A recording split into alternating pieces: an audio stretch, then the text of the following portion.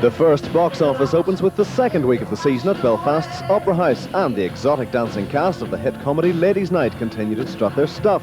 7:30 tonight, 5:30 and 8:30 tomorrow and Saturday.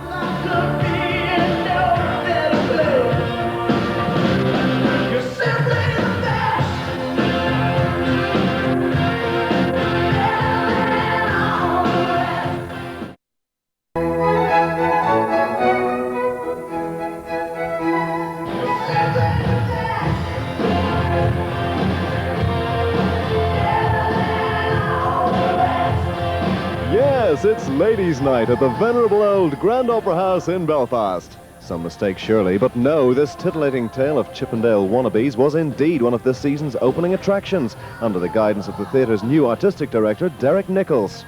The theatre is for everyone. The Grand Opera House has to be a theatre which all sections of the community feel is theirs. Local arts commentators would agree, but several have expressed concerns, particularly in the aftermath of Ladies' Night, that in its efforts to appeal to the broadest possible audience, the Opera House is slipping down market. Ladies' Night was just appalling. There are no words to describe how bad it was.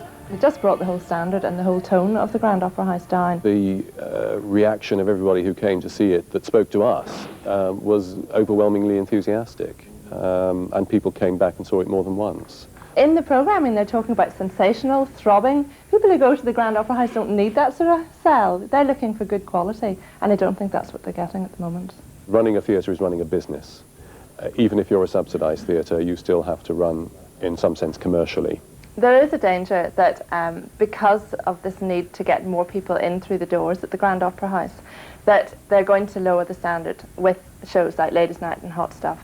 As a result, they're going to scare off their traditional punters.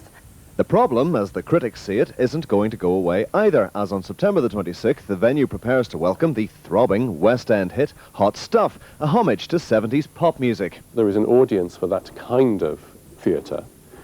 Just as there is an audience for Shakespeare, there is an audience for ballet, there's an audience for opera, and they all have an equal right to come here. What we try to do is to buy in shows which are good of their type. I think Hot Stuff is extremely good of its type.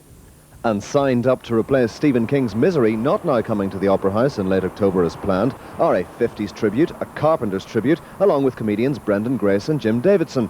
The venue obviously cannot survive as some kind of heavily subsidised temple of high art. If levels of public subsidy are going to decline, as is a possibility, then our major source of income, the box office, has to be even greater than it is and has been in the past.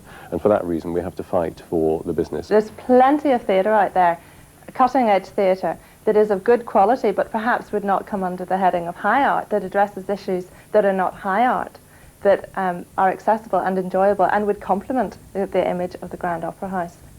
Given that Derek Nichols inherited part of this season's programme from the outgoing director Michael Barnes, it's only fair that any judgment on his artistic policy should be reserved for 6 or 12 months. But it is worth remembering, as the venue settles down for a series of less contentious performances from Northern Ireland Opera, that when the theatre opened its doors back in 1895, performances of this kind were back-to-back with music hall and circus.